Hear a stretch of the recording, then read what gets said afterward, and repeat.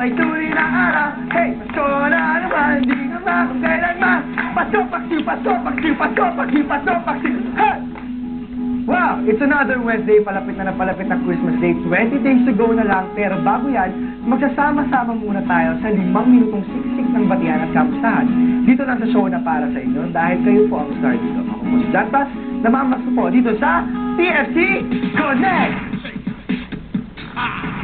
Mula sa Japan at North America, pumunta naman tayo sa Europe para malaman natin kung paano sina-celebrate ng ating mga kabanding Christmas. Dito lang yan, sa The East. Tuwing sasapit ng Christmas Eve, usually, nagpapasok ng mga taga-Europe para i-prepare nila yung sarili nila sa feast day.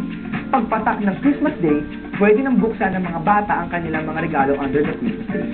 Kung sa atin, uso ang hamon at queso de bola, sa kanila naman uso ang roast pork or duck. Kinakain ito with potatoes, red cabbage, and plenty of gravy, social. For dessert naman, siyempre nandiyan ang rice pudding, is served traditionally with an almond hidden inside. At kung sino po ang makapili nito, ay makatanggap ng gift.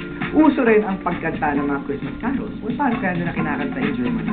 Parang weird. Pero importante rin sa kanila ang Christmas Mass. Kaya everyone goes to church on Christmas Eve. Bukas naman, pupunta naman tayo sa Land Down Under.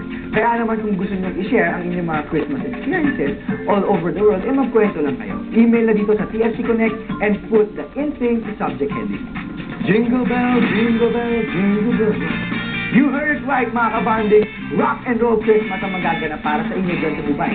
Mighty Jam dyan kasi ang parokya ni Edgar at ang Misagulo. At ito pa, may sponge cola pa dyan. Dyan lang yan sa Airport Expo on December 7. 2 tulog na lang yan.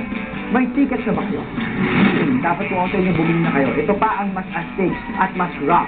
Dahil papakitaan tayo ng ating balikbayan ng kanyang rock and roll talent sa pagkanta. Wala ba kayong mga kamay dyan?